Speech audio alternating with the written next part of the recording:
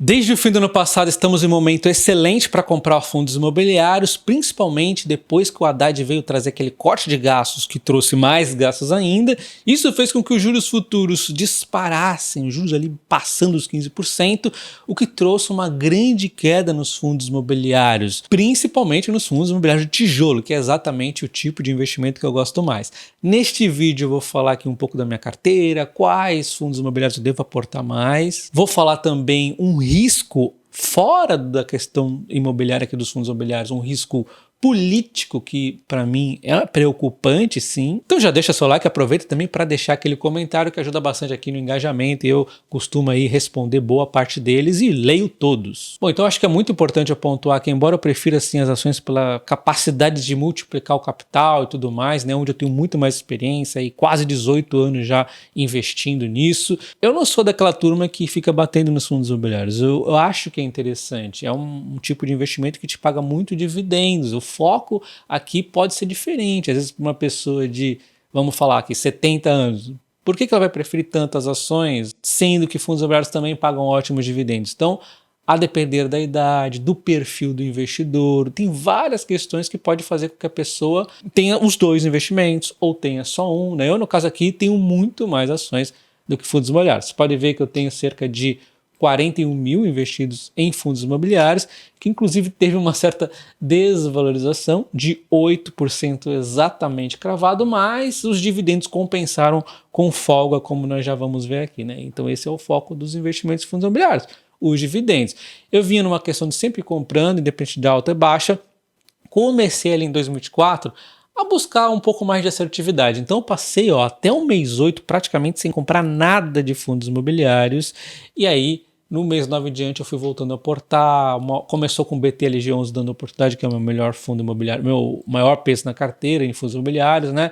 E aí depois vários outros foram surgindo, no fim do ano ali, um desconto gigantesco, né, com a questão ali do Haddad que eu já comentei. Então tá aqui 8% de queda nas cotações que foram compensadas pelos dividendos com folga, levando a rentabilidade total para 26%, né? Então aqui estão os meus ativos da carteira. O maior ativo é o BTLG11, seguido aqui de um fundo que já é um pouco mais arriscado, é mono, tem ali as ressalvas que eu não estou aportando nesse momento, 14%. E aí temos o HGR11, que é um fundo muito bacana também, em terceiro, MAL11, HGLG11, HGBS11, tem os fundos aqui, ó, que são as baguncinhas que eu vou aqui comentar já já, né? Então nós temos aqui, ó, em termos de ganho de capital, perdendo em termos de cotação, né, em algum momento aqui, para diminuir a rentabilidade total, mas não eliminá-la, como a gente pode ver, 26% aqui de alta, né? Eu acabei sofrendo aqui com alguns fundos imobiliários, né? Como o TRBL11, que acabou ali tendo problema com os Correios, um imóvel. Primeiro foi o imóvel, na verdade, depois os Correios ali estão querendo quebrar o contrato. O Correio está ferrado, na verdade, né? Então tem toda essa dificuldade. Não é tão culpa assim do gestor, então 28% de queda, mas compensado parcialmente com dividendos com 13% de queda. E aí nós temos outro ponto que, na minha visão, é a lição que fica aqui, né? Então eu sei que muitos de vocês acham que com 4 anos você é o craque dos investimentos, mas na verdade você ainda tem muita coisa para aprender, né? Eu com 4 anos de fundos imobiliários, já tendo um background de ações, ainda assim eu fui aprendendo, né? O meu último aprendizado aqui foi com o GLOG11, né? Você tem que tomar cuidado ao comprar um fundo imobiliário descontado, porque na primeira dúvida que eu tive ali com o GLOG11, eu fui perguntar para o gestor e ele não me respondeu, né? Tentei inúmeras vezes, então não dá para comprar mais o GLOG11, embora o trabalho seja bem feito da Genial aqui no MAL11, que está trazendo uma grande rentabilidade, inclusive para mim.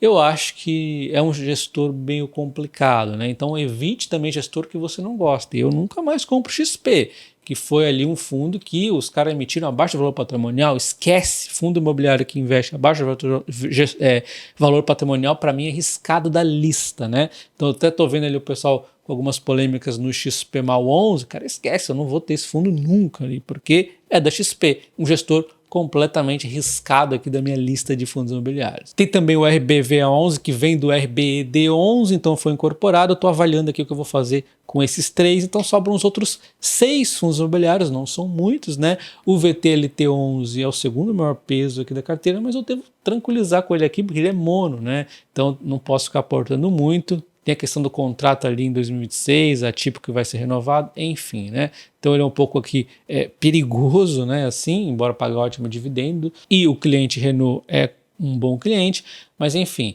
E aí temos os outros 5 que são provavelmente aqui os melhores fundos imobiliários da minha carteira. O BTLG11 é de logística, que eu gosto pra caramba, é o que eu mais gosto. Tem o HGR11, que é de lojas de varejo, eu gosto bastante também. Tem educacional, é um fundo bem bacana. Tem o MAL11 e o HGBS11, que são fundos de shopping. E o HGLG11, né, que é também de logística. Então tem aqui 3 de logística, 1 de lojas de varejo e 2 de shoppings. Eu acho que 6 aqui é até interessante, embora eu possa colocar mais um aqui. Eu acho que 7 fundos imobiliários está bom aqui para minha carteira. Então, antes de eu falar um pouco mais de um desses fundos, vamos ver aqui a evolução dos dividendos da minha carteira. Então, olha só, tenho aqui 3.659 de dividendos ganhos nos últimos 12 meses, isso vai aumentar. Isso vai aumentar porque os dividendos vão crescendo conforme eu aportei, né? E também tem o próprio crescimento do dividendo aqui que acontece pelos próprios fundos imobiliários, né? Então, olha só, neste mês, por exemplo, eu vou receber expectativa aqui de 358,54. Isso sem considerar aqui que nós temos dividendos adicionais ali, geralmente no fim do ano, no meio do ano, né, que o HGR11 costuma pagar, e vários outros fundos costumam dar aquele ganho de compra e venda de imóveis, pagar ali periodicamente um pouco mais. Mesmo sem considerar esses dividendos adicionais, vamos fazer aqui uma continha de padaria, ó, pegando essa expectativa de dividendos deste mês e multiplicando aqui por 12, eu devo ganhar então nos próximos 12 meses R$ 4.302 em dividendos, já deu um belo de um crescimento. Dividindo isso pelo valor da minha carteira atual, 40.798,68, isso aqui dá então 10,5 de yield. Lembrando que potencialmente com aqueles dividendos adicionais que acontecem no meio do ano, ali no fim do ano, isso aqui deve ir para 11, 11,5, né? E tem também um ponto muito interessante que esses dividendos tendem a, no mínimo, no longo prazo, acompanhar a inflação ali se tudo ocorrer certinho nos fundos imobiliários, né? Então, na minha visão, ótimos fundos imobiliários pagando esse dividendo tá excelente. Então no vídeo de ontem eu até comentei sobre uma possível bolha do setor imobiliário, mas ela acaba envolvendo mais imóveis residenciais nesse primeiro momento, e as imobiliárias ali que estão envolvidas, né? E tem também aquele que já estamos há muito tempo, desde a pandemia, que são os imóveis de escritórios, né? Agora, os meus fundos imobiliários não têm esses imóveis, então essa questão ainda não está afetando muito ali, mas óbvio, o cenário azedando no Brasil mais e continuando nesse mesmo caminho, uma hora pode acabar afetando mais os fundos imobiliários, que nesse momento a inadimplência e as vacâncias estão super ok e os fundos imobiliários estão abaixo do valor patrimonial, então o risco-retorno aqui é interessante. Mas, como eu disse para vocês, tem um problema político muito maior na minha visão. Embora eu ache que isso aqui não vai ser aprovado, é muito preocupante, que é a questão dos impostos sobre os dividendos, para quem ganha ali acima de 50 mil dividendos, e este valor não é atualizado pela inflação, ou seja, logo todo mundo está pagando imposto, né? E isso aqui também mostra como o governo não é confiável, tá? Lembra quando o Haddad foi anunciar, maravilhoso, gente, que gostosinha medida aqui de isentar quem ganha 5 mil e quem ganha mais de 50 mil vai ser taxado ali, né, e vai fechar as contas bonitinhas. No mesmo dia, em real time praticamente, eu trouxe aqui para vocês, sem ver opinião de ninguém, que a conta não fecha. E é por isso que o mercado não ia gostar. Porque o mercado não está nem tão preocupado, se o Dalton, ou sei lá quem vai pagar mais imposto. Ele está preocupado com as empresas, obviamente. Isso aqui, no fim do dia, está aumentando a carga tributária das empresas. E outro ponto que também preocupa é a questão que as contas não fecham, rombo fiscal maior. Porque como é que você quer isentar 5 mil, que são uma porrada de pessoas, com taxar 10% quem ganha acima de 50 mil? Eu disse na hora, ele não fecha essas contas. Pouco depois o governo trouxe os números de 35 bilhões, que é a prova de que as contas não iam fechar, eles não iam conseguir taxar 35 bilhões, taxando 10% quem ganha acima de 20 mil, de 50 mil ali, né? O que eles fizeram foi o quê? inventar mais alíquotas. Agora não é 10%, vai até 27,5%. É uma bagunça, né? Um aumento tributário para as empresas muito grande. Só que muito provavelmente aumentar a alíquota não foi o suficiente e, segundo os analistas, olha só a medida que eles trouxeram, né?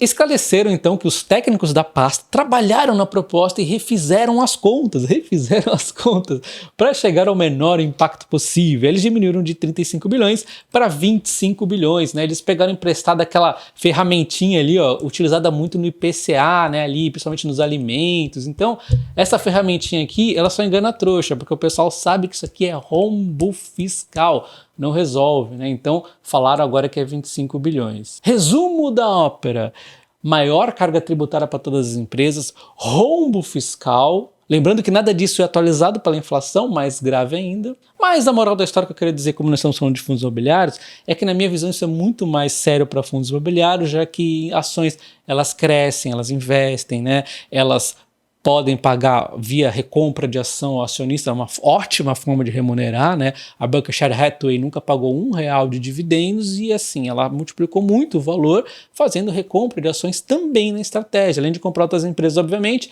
Ficar comprando outras empresas não vai ser a estratégia das nossas ações aqui da imensa maioria, mas dá para fazer recompra de ação sim. Então, enfim, as ações têm mais essa saída. Os fundos imobiliários são obrigados a distribuir 95% dos dividendos, né? Então assim, eles são muito mais impactados. Bom, então eu escolhi o HGR11 para a gente comentar rapidinho aqui, tá?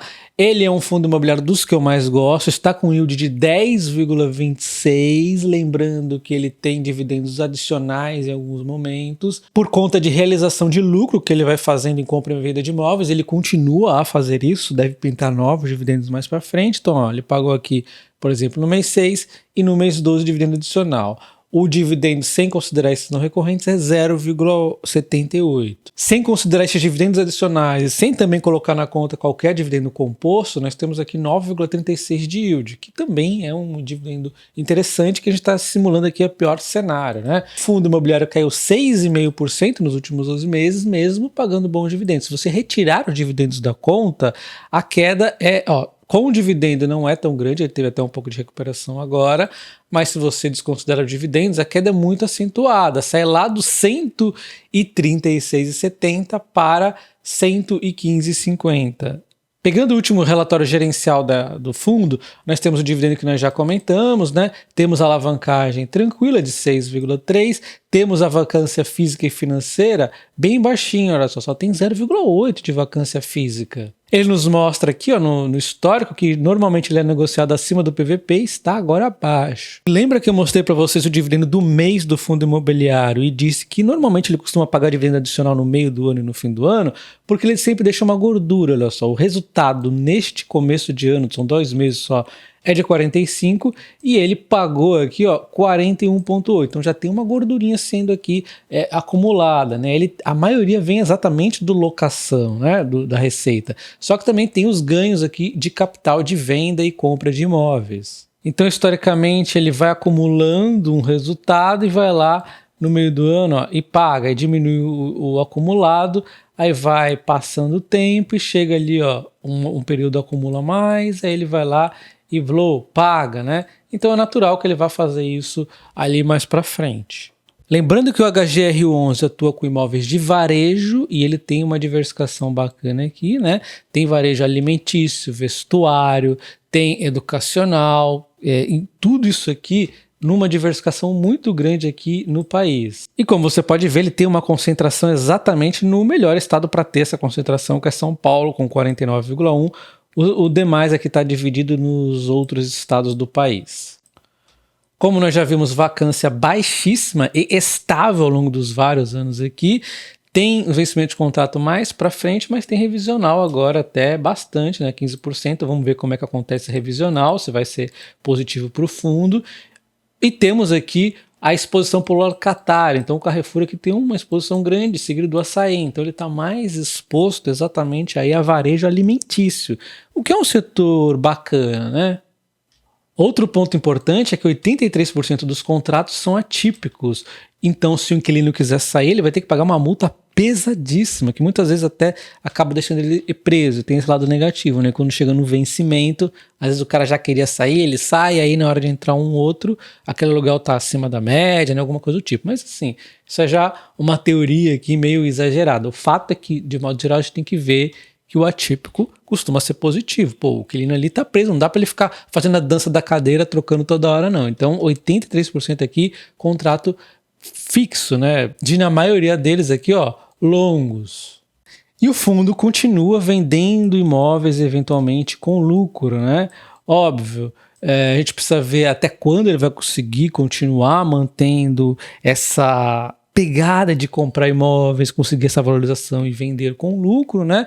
Mas o fato é que a grande parte do rendimento dele ainda vem dos aluguéis ali, então a gente não precisa ficar com dor de cabeça. Bom, então eu gosto bastante do HGR11, trocou o gestor, saiu aqui a Credit Suisse, que era excelente, entrou o Pátria, mas eles mantiveram ali a equipe, mantiveram a mesma pegada ali de trabalho, então acho que tá bacana, tá tranquilo. E eu gostaria de recomendar a vocês adquirir o meu curso de investimento com foco em ações, mas a gente fala também de fundos imobiliários, renda fixa, muito bem avaliado lá. Você pode entrar no site topeacões.com.br e ver o que tem aqui no curso, eu explico aqui no vídeo, tá? E tem também o meu curso de opções aqui, que você vai ganhar mais dividendos com as suas ações. É mais uma forma também de você não depender tanto dos dividendos das suas ações, né? Você tem um dividendo adicional ali, mesmo que seja uma ação de crescimento, tá? E você pode levar os meus 2 cursos por apenas R$ 990, parcelado ali em 12 vezes se você quiser. Link na descrição do vídeo e nos comentários fixados. Um abraço e até o próximo. Valeu!